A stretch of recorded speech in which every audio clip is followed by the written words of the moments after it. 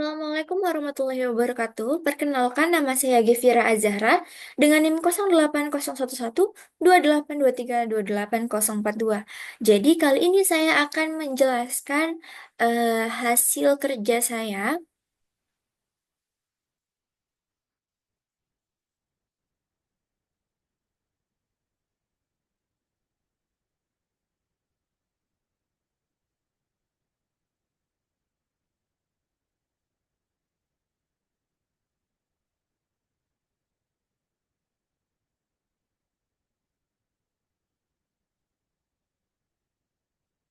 terkait integrasi numerik dengan menggunakan metode Pias menggunakan kaidah trapesium. Nah, jadi di sini itu kita ada fungsinya terlebih dahulu, di mana di sini terdapat 11 parameter ataupun juga koefisien, ada A1 sampai dengan A6, dan juga ada P, Q, R, S, dan juga L. Nah, langkah-langkah untuk menyelesaikannya ialah yang pertama kita tentunya harus mengidentifikasi terlebih dahulu batas dari integral yang ada. Itu kita bisa menentukan batas bawah atau A dan juga batas atasnya ataupun juga B. Lalu kita memilih jumlah partisi N untuk membagi intervalnya. Lalu kita bisa menghitung lebar setiap partisinya dengan rumus batas atas dikurang dengan batas bawah dibagi dengan jumlah partisi. Selanjutnya kita bisa menentukan titik-titik X dalam interval, lalu kita menghitung nilai-nilai yang diperlukan. Seperti itu. Di mana rumus untuk trapesium ini ialah ini, H per 2 dikali dengan F yang pertama ditambah 2 dikali F yang kedua hingga N-1 ditambah Fn. Adapun flowchartnya, ini yang pertama ada flowchart untuk fungsinya terlebih dahulu. Jadi kita start, lalu kita menghitung log artnya. Lalu di sini ada pernyataan kondisi log artnya. Jika false, maka dia akan lanjut ke bawah. Dan juga kalau misalnya dia true, maka dia akan return 0. Nah, di sini ada flowchart dari program utamanya.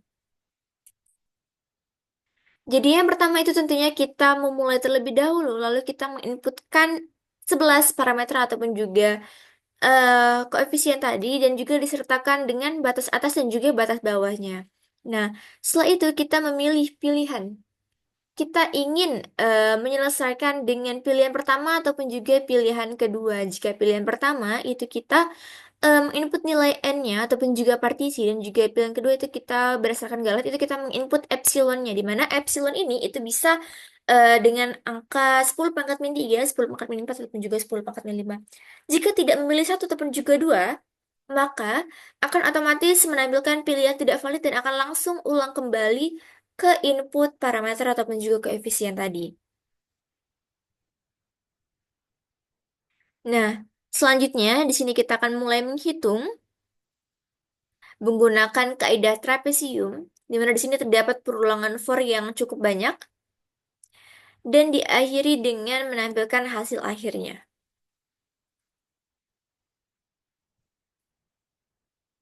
Nah, adapun function yang kita gunakan di sini itu untuk menghitung seluruh fungsi-fungsi yang ada. Di sini kita inisialisasikan dulu variabelnya, lalu kita mulai menghitung. Ini ada pernyataan kondisi, ini ada juga pernyataan kondisi dan juga kita bisa menghitung keseluruhan nilai dari fungsinya. Nah, jika kita mencoba untuk menghitung manual dengan angka yang kecil, itu kita coba dengan partisinya 30. Maka nilai H-nya itu 2 dikurang 1/30 itu akan 0,03333. Di sini saya menggunakan bantuan Excel untuk perhitungan manualnya, di mana FR ini ialah nilai F, yang dimana X-nya itu kita masukkan dari XR-nya, seperti itu. Setelah itu kita langsung masuk ke rumusnya, di mana FA-nya tadi, yang pertama Y0, FB-nya itu Y30, dan juga di dalamnya itu Y sampai dengan Y29.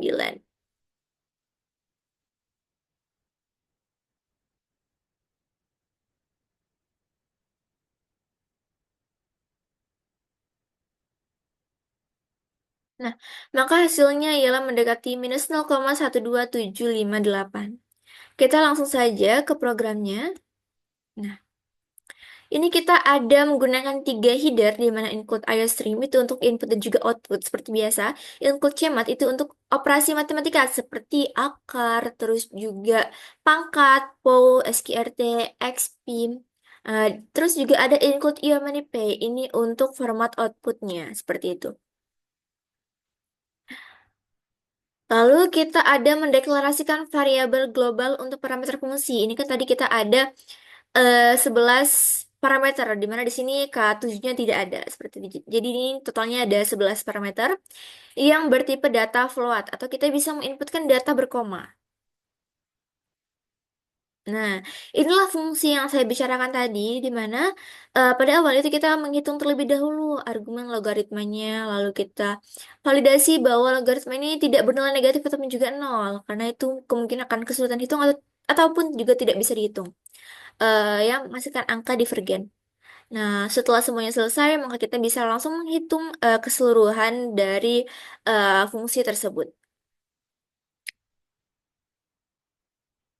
Selanjutnya, pada program utama itu ada deklarasi variabel, ada A, B, H, I, sigma, F, segala itu bertipe data float, dan juga pilihan itu bertipe data integer, dan juga ulang itu bertipe data char. Nah, di sini ada label menu, di mana diawali dengan tampilan awal terlebih dahulu, ada judul, terus juga nama NIM, anggota kelompok, dan juga ada dosen pembimbing, dan juga di sini ada fungsi yang saya gunakan. Dilanjutkan dengan menginput parameter dari fungsi, lalu ada menginput batas atas dan juga batas bawah, dan memilih ingin berhenti berdasarkan jumlah partisi ataupun juga epsilon. Di sini kita menggunakan switch case. Jika kita memilih pilihan satu ataupun juga berdasarkan jumlah partisi, maka kita akan menginput jumlah partisinya terlebih dahulu, lalu kita menghitung nilai H seperti tadi. Nah, di sini nilai sigma ini diinisialisasikan dulu dengan nol.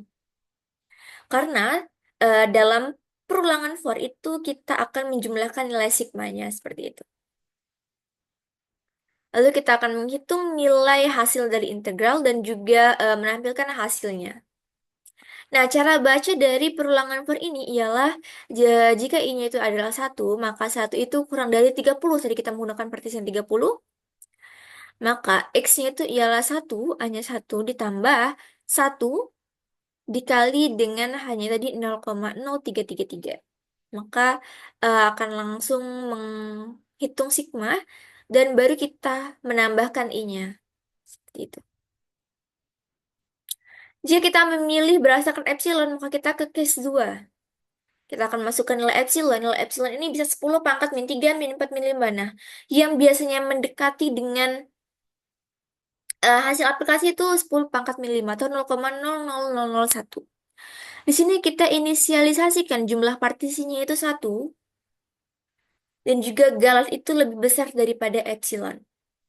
Nah, ini ada header dari tabelnya, tabel untuk iterasinya. Lalu untuk menghitungnya, ini kita menggunakan perulangan while. Dimana pada sebelumnya ini yang bagian H sampai dengan for ini dia sama seperti yang kisah tadi. Eh, kita menggunakan kaidah trapesium. Nah, selanjutnya ini kita menghitung hasil integrasi sesuai dengan partisi. Lalu kita menampilkan output berupa tabel. Nah, jika tadi kita tidak memilih pilihan satu ataupun juga pilihan dua, maka kita menggunakan default. Maka otomatis program akan menampilkan pilihan tidak valid dan akan langsung kembali lagi ke label menu yang tadi, yang ini. Lalu kita akan mengakhiri program yang telah ada. Mungkin kita bisa langsung saja running.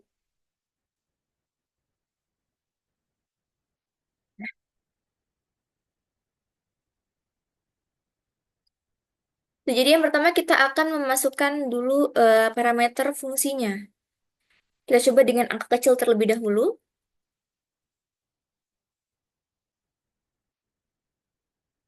Di sini komanya menggunakan titik.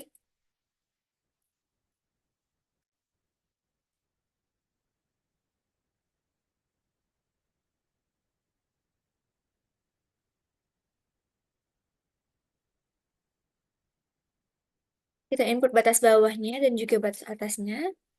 Lalu kita bisa memilih berdasarkan jumlah partisi ataupun juga epsilon. Kita coba pilih satu.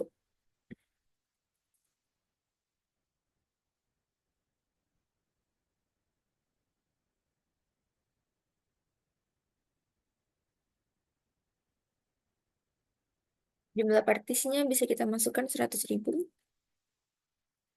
Nah, maka hasilnya minus 0,12735. Ini bisa kita bandingkan dengan hasil dari kalkulator.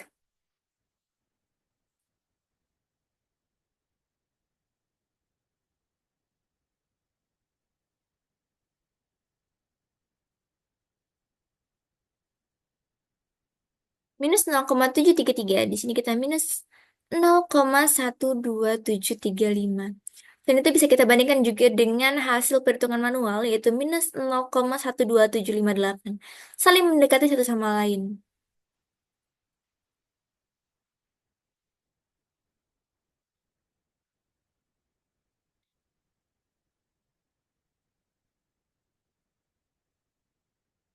Nah, kita coba running ulang dengan angka yang besar dan juga mencoba pilihan kedua ya.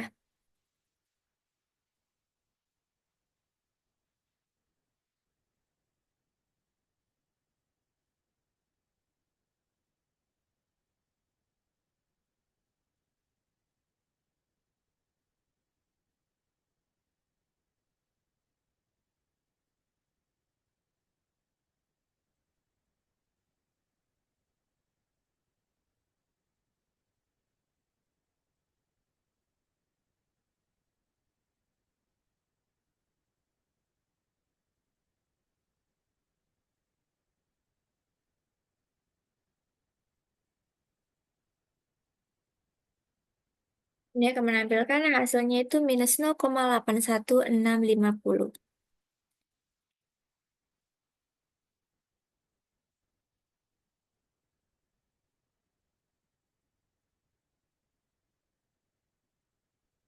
Sedangkan di kalkulatornya itu minus 0,81649. Itu mirip ya teman-teman.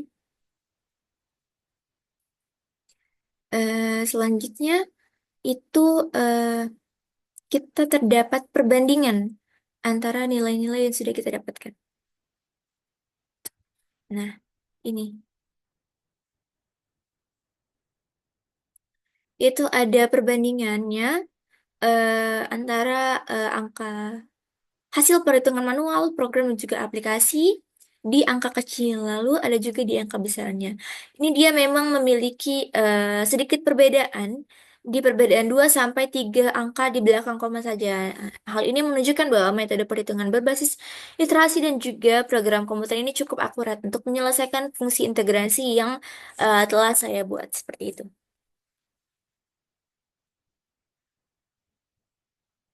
Oke, mungkin cukup sekian dari saya. Saya mohon maaf jika terdapat banyak kekurangan. Saya akhiri. Wabillahi taufiq wal hidayah. Wassalamualaikum warahmatullahi wabarakatuh.